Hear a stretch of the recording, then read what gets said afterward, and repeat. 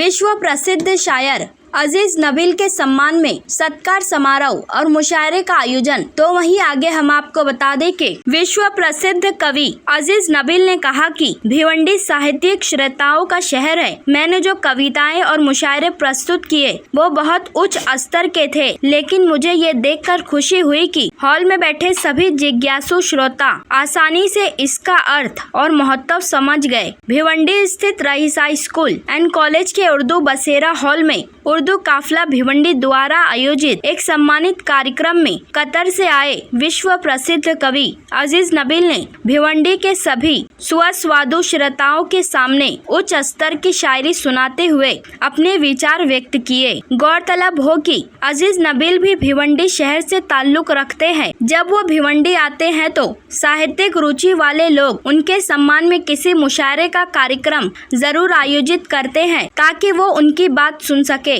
इस बार यह भिवंडी शहर की नई संस्था उर्दू काफिला भिवंडी ने की। इस कार्यक्रम की अध्यक्षता प्रसिद्ध सामाजिक कार्यकर्ता और वरिष्ठ नेता फाजिल अंसारी ने की और उद्घाटन Raisa school and junior college के अध्यक्ष प्रसिद्ध व्यक्तित्व एडवोकेट यासीन मोमिन ने किया।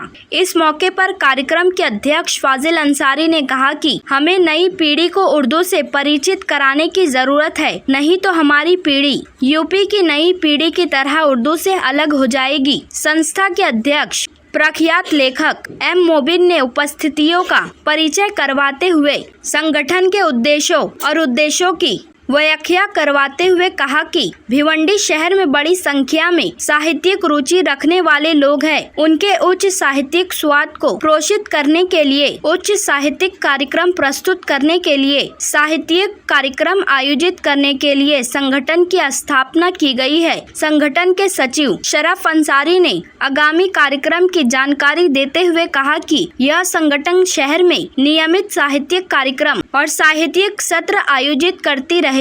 यह पुस्तक विमोचन कार्यक्रम आयोजित करना जारी रखेगी और भिवंडी लेखकों और कवियों द्वारा पुस्तकों के प्रकाशन के लिए वित्तीय सहायता प्रदान करने का प्रयास करेगी। उर्दू काफिला द्वारा अजीज नबील के सम्मान में उनकी सेवाओं के सम्मान में बधाई दी। संस्था की ओर से सम्मान पत्र संस्था के कोषाध्यक्ष हाजी अनस अंसारी उर्फ भाईजान ढाबे वाले और संयुक्त सचिव तबलीग अल जमा अंसारी ने भेंट किया।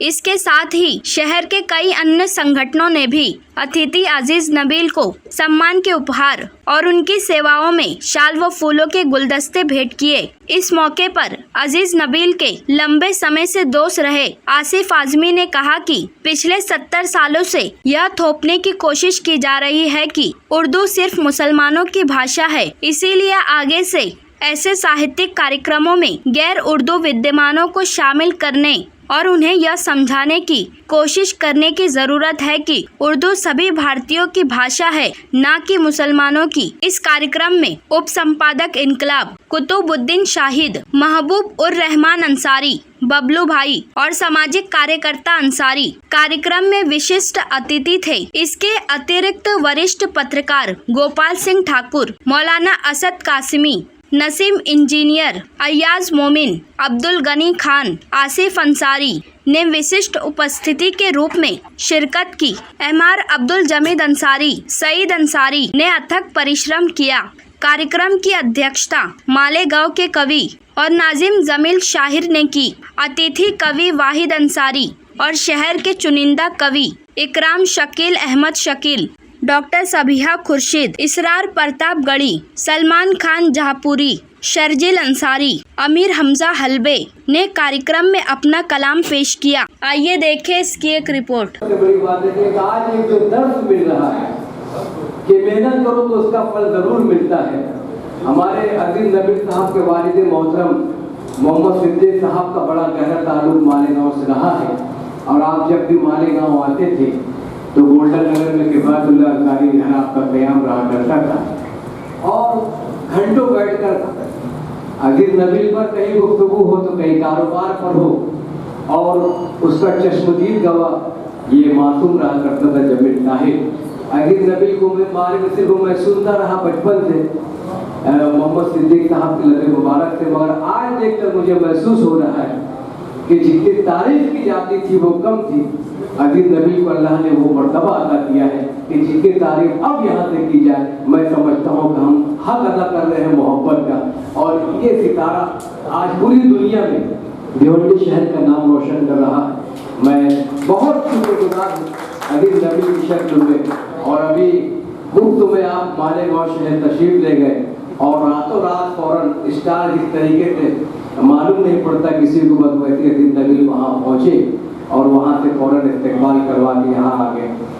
हर जगह जुबान से भी बात की नहीं जाती,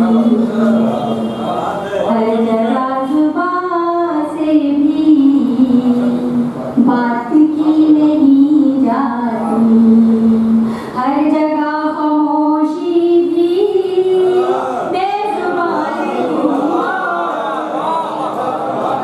हर जगह खामोशी भी बेजुबान नहीं होती, हर किसी की हमसे तो हाँ में हाँ नहीं होती।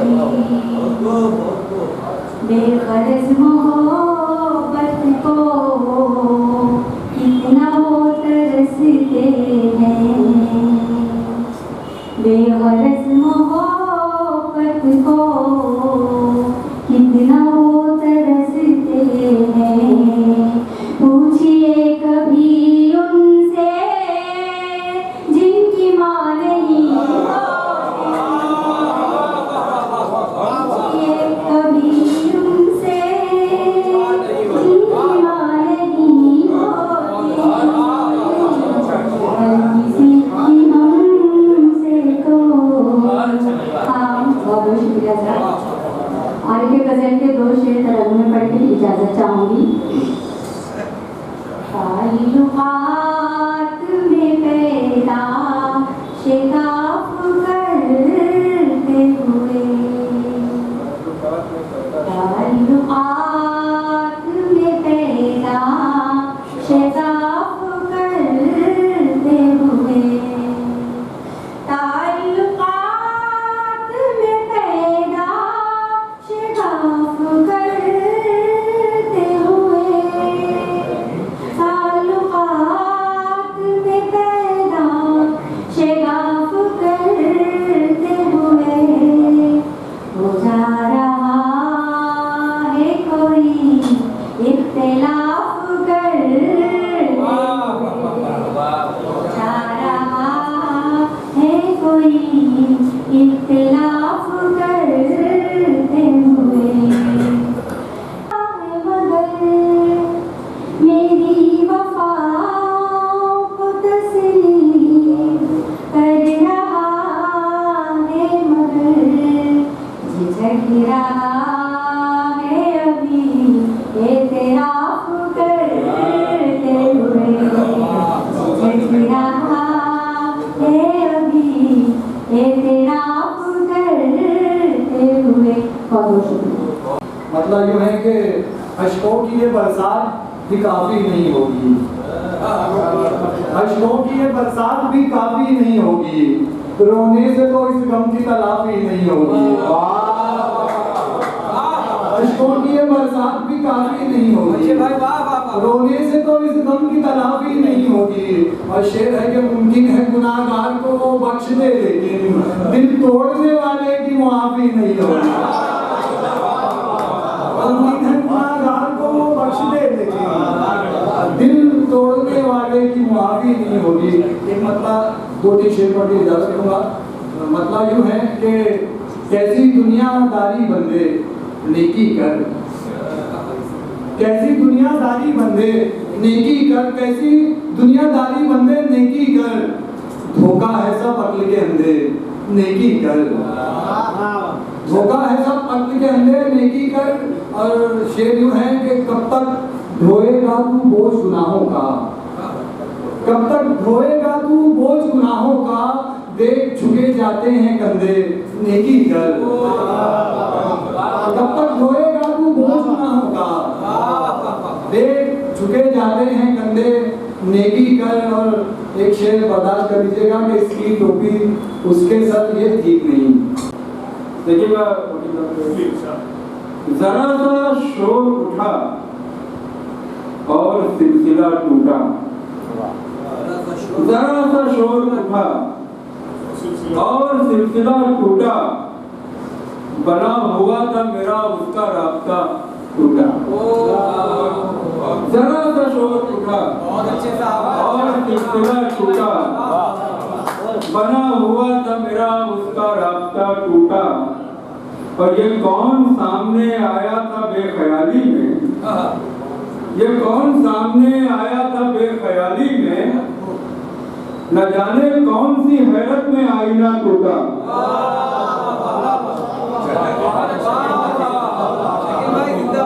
जरा सा शोर उठा और सिलसिला टूटा, बना हुआ था मेरा उसका रास्ता टूटा। ये कौन सामने आया था बेख्याली में, न जाने कौन सी हैरत में आईना टूटा। अब उसका वक्फे नाराजगी बताए क्या, अब उसका वक्फे नाराजगी बताए क्या, कि सथे आप पे उभरा था बुलबुला टूटा। अब उसका वक्फे नाराजगी बताए क्या, कि सथे आप पे उभरा था बुलबुला टूटा। देखिए कि बारे रुसवाई तो दो चार सवाले हुए हैं। तबलीग भाई मतलब देखना कि बारे रुसवाई तो दो चार सवाले हुए हैं, वरना जितने भी हैं किरदार संभाले हुए हैं, वरना किरदार संभाले हुए हैं। और बैठते हैं मेरी दीवार से लगकर कुछ लोग और समझते हैं कि दीवार संभाले हुए हैं। में कोई हम सफर नहीं आया, रहे सफर में कोई हम सफर नहीं आया, रहे सफर में कोई हम सफर नहीं आया, रहे सफर में कोई हम सफर नहीं आया। तमाम उम्र चला फिर बिघर नहीं आया, तमाम उम्र चला फिर बिघर नहीं आया। शजर पे शाख तो आई समर नहीं आया, शजर पे शाख तो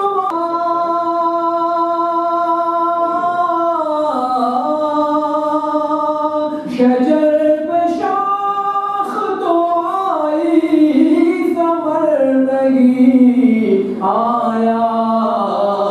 मेरी दुआ में अभी तक असर नहीं आया, मेरी दुआ में अभी तक असर नहीं आया।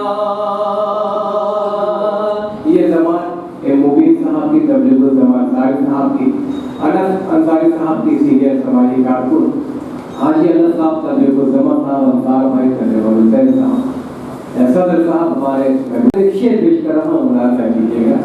मेरी दुआ में अभी तक असर नहीं आया, सुना है सांप का मस्कन है पेड़ संदल का, सुना है सांप का मस्कन है पेड़ संदल का,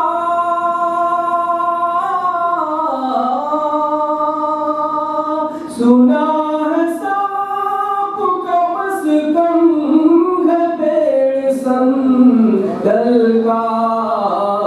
तेरे करीब यही सोच कर नहीं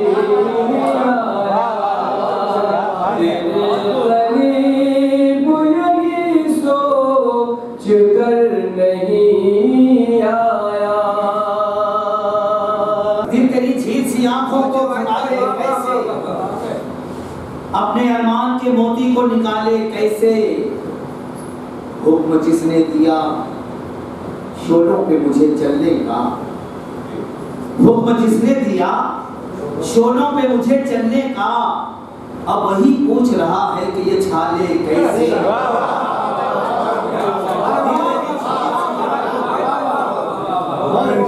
दिल तेरी झील सी आंखों को खंगाले कैसे, अपने अरमान के मोती को निकाले कैसे। हुक्म जिसने दिया शोलों पे मुझे चलने का, अब वही पूछ रहा है कि ये छाले कैसे, अब वही पूछ रहा है कि ये छाले कैसे। तुझको भेजा गया कासे की हिफाजत के लिए, तुझको भेजा गया कासे की हिफाजत के लिए। ये तेरे हाथ में सोने के दिवाले कैसे, तुझको भेजा गया तुझको भेजा गया कासे की हिफाजत के लिए।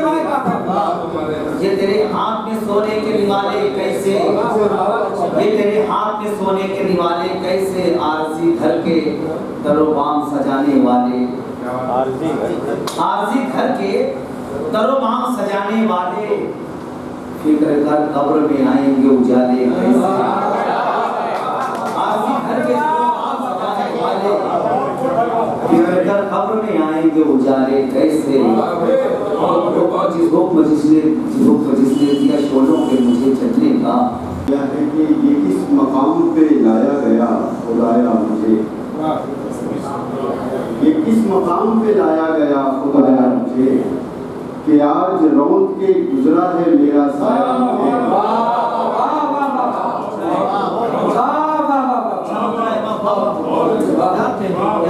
ये किस मकाम पे लाया गया खुदाया मुझे। अनस भाई ने क्या है, ये किस मकाम पे लाया गया खुदाया मुझे, कि आज रौंद के गुजरा है मेरा साया मुझे। और ये शेर असरार भाई,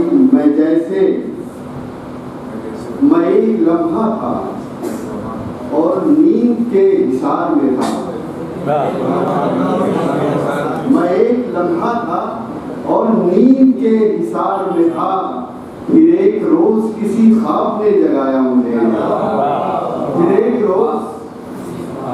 एक रोज किसी ख्वाब ने जगाया मुझे। और ये शेर मैं अनस भाई को ढूंढ रहा था, उनकी नजर करना था कि मैं जैसे वक्त के हाथों में खजाना था, मैं जैसे वक्त के हाथों में एक खजाना था। किसी ने खो दिया मुझको, किसी ने पाया मुझे।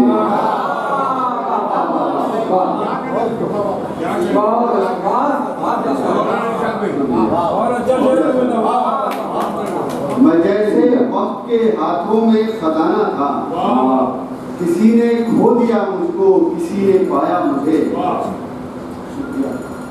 मैं गजल के 2-3 शेर जरा मतलब तवज्जो से सुनिएगा कि रूह के मलबे से लिपटे नम का अंदाजा नगर,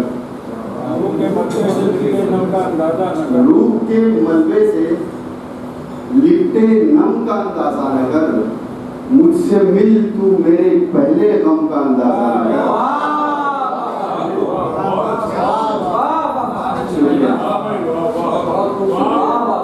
चलिए, खुशी हुई कि आप लोग ऐसी शायरी भी सुनते हैं और ये बहुत खुशी का मकाम है। और जो मुशायरों की तरबियत, सामीन की तरबियत यासिर मोमिन साहब ने की है, उसके असरात तो देरपा होंगे ही।